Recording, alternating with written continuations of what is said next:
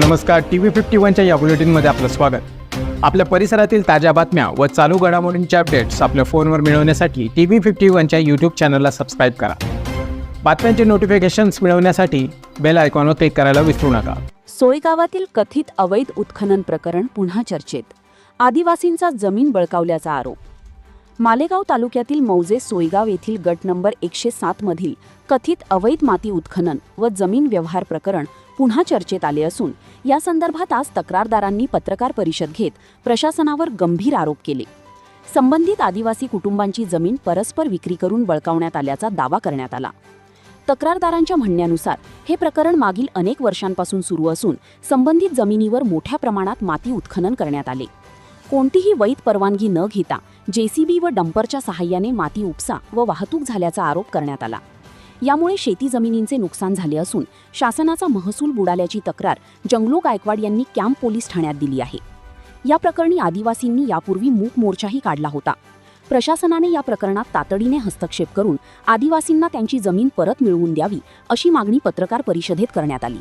तसेच संबंधितांवर फौजदारी गुन्हे दाखल करून अवैध उत्खनन थांबवावे अशी मागणी करण्यात आली। पत्रकार परिषदेत संबंधित ठिकाणचे जिओ टॅग फोटो, उत्खननासाठी वापरण्यात आलेले JCB, डंपर तसेच माती उपसा झाल्याची समाजाची जी जमीन होती ती जमीन प्रशांत पाटील सुभाष चोडे यांनी घेतली, परंतु त्यांनी जो शासनाला जो काही नजराना भरायचा असतो त्याचं एकूण मूल्यांकन जवळजवळ 4,97,51,100 एवढे असून त्याच्या निम्मी जर आपण पकडलं तर 2,49,25,550 एवढा होतो।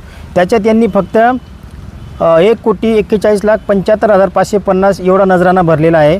त्यांनी शासनाचा जवळजवळ 1,07,50,000 जो नजराना तो त्यांनी बुडवलेला आहे। याच्या विरोधात मालेगाव कॅम्प पोलीस स्टेशनमध्ये जंगलू गायकवाड यांनी तक्रार दिलेली आहे।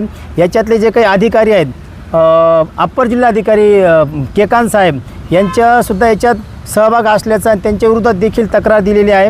म्हणजे याच्यामध्ये या घटनेमध्ये जे अधिकारी दोषी असतील त्यांच्यावर कारवाई करण्यात यावी यासाठी आज या मालेगाव कॅम्प पोलीस स्टेशनमध्ये तक्रार दाखल करण्यात आलेली आहे। पाहत आहात सत्य आणि विश्वासाचा आवाज TV51 न्यूज। आमचा YouTube चॅनल लगेचच सबस्क्राइब करा आणि मिळवा सगळ्यात वेगवान आणि विश्वासार्ह बातम्या।